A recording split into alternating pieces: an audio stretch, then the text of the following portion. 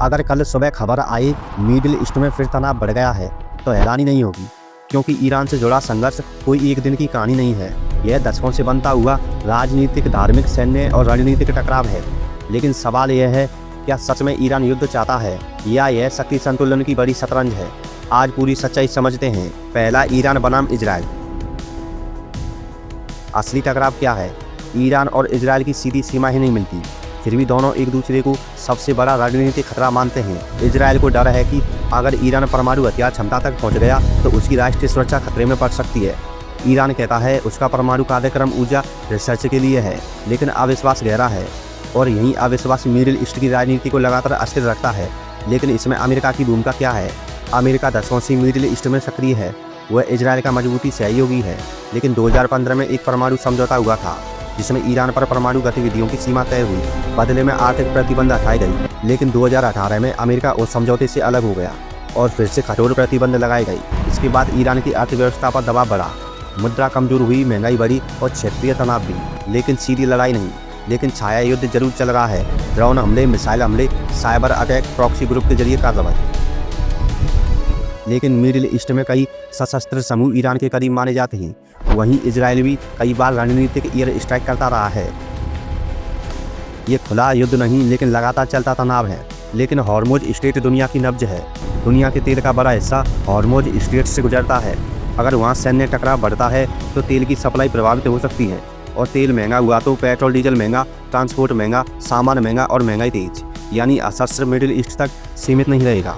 लेकिन विशेषज्ञ मानते हैं कि ईरान के पास उन्नत परमाणु तकनीक है, लेकिन परमाणु हथियार बनाना एक अलग स्तर की प्रक्रिया है।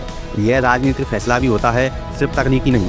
फिलहाल स्थिति तनावपूर्ण है, लेकिन आधिकारिक रूप से ईरान ने हथियार की घोषणा नहीं की है। अगर सोचिए, अगर अमेरिका सीधे शामिल हो जाए, अगर इजराइल व्यापक हमला करे, अगर क्षेत्रीय देश खिंच जाए, तो यह सिर्फ दो देशों का संघर्ष नहीं रहेगा, यह वैश्विक अर्थव्यवस्था को हिला सकता है। शेयर बाजार नीचे गिर सकता है, तेल $150 प्रति बैरल तक जा सकता है, सप्लाई चेन बाधित हो सकती है, वैश्विक मंदी का खतरा बढ़ सकता है। लेकिन बड़े देश जानते हैं कि खुला युद्ध सबको नुकसान पहुंचाएगा, इसलिए अभी तक सीधी टक्कर से बचा जा रहा है। लेकिन इसमें भारत की स्थिति क्या है?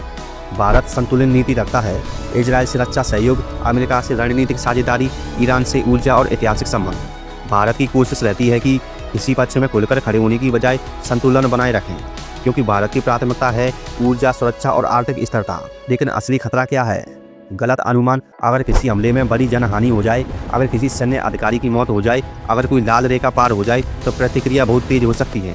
इतिहास बताता है युद्ध कभी कभी योजनाएं से नहीं बल्कि गलत आकलन से शुरू होते हैं। लेकिन समाधान क्या है? कूटनीति, बैक चैनल बातचीत, आर्थिक संतुलन और वैश्विक दबाव।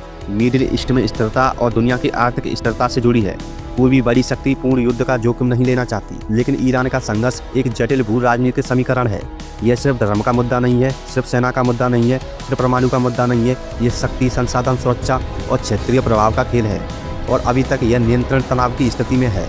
लेकिन अगर संतुलन बिगड़ा तो असर पूरी दुनिया महसूस करेगी।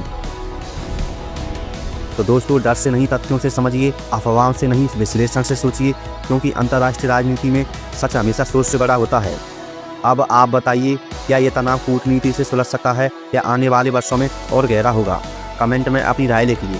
अगर आपको ऐसे गहरी और तथ्य आधारित अंतर्राष्ट्रीय विश्लेषण वाली वीडियो पसंद है तो वीडियो को लाइक करें, क्योंकि आपका एक लाइक एल्गोरिदम को बताता है कि गंभीर चर्चा भी जरूरी है। और चैनल को सब्सक्राइब करें ताकि अगली बड़ी वैश्विक कहानी आपसे छूट ना जाए। तो मिलते हैं अगली वीडियो में। धन्यवाद दोस्तों, आपका दिन शुभ हो।